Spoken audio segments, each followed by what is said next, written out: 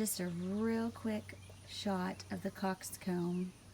This is a flower and I planted from seed. Why is it in such a small little container, you might ask? That's because I spilt the pack of seeds and just used what flower pot I had on hand. Check out the Russian sage. It is pretty much taken over. And as you can tell, the bees love it. It smells amazing. It looks really pretty in bouquets. Right here, they call these elephant ear. Yarrow. So it's a nice mixture of yarrow and tomatoes. You are looking at the blackberries that are wild. We got a few blackberries off of this a couple weeks ago and nothing's happened since. I'm not real sure what they'll do since this would be the first year that they would actually produce blackberries. I planted these a year ago.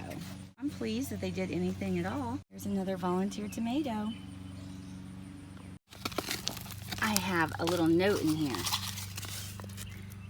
that I hid underneath this log.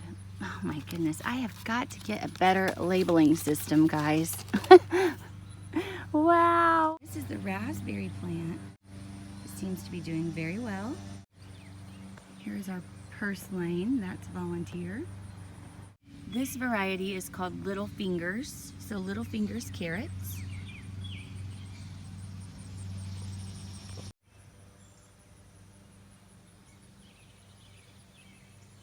I still haven't done anything with these pallets. The door frame raised bed.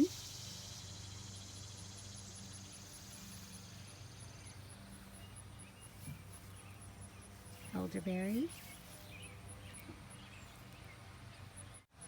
It appears we have a cucumber or something growing down below. But I will be happy to have cucumber. Where's that pumpkin? See, that there is a volunteer, and it's going to be a mystery. Many of you seasoned gardeners probably know exactly what it is, and if you know, please let me know. More elderberry. Here's some plantain. Plantain is a volunteer plant that you can find about anywhere with amazing benefits. There's onion back here. Let me show you our blackberries. Here is a view of our blackberries. They taste so good. So far we've picked about 2 dozen. You can see how big the blackberries are. There are no thorns. However, there are Japanese beetles, and I do not know how to get rid of them without using chemicals. If you happen to know, please do share. Thus far, we've just let them be. Got peppermint up here, doing wonderful. Makes great peppermint tea. Zone 6B in July. I set out at the beginning of spring to have a really organized, tidy garden. And what I have here in July is a hot, hot mess. But I'm proud of this hot mess.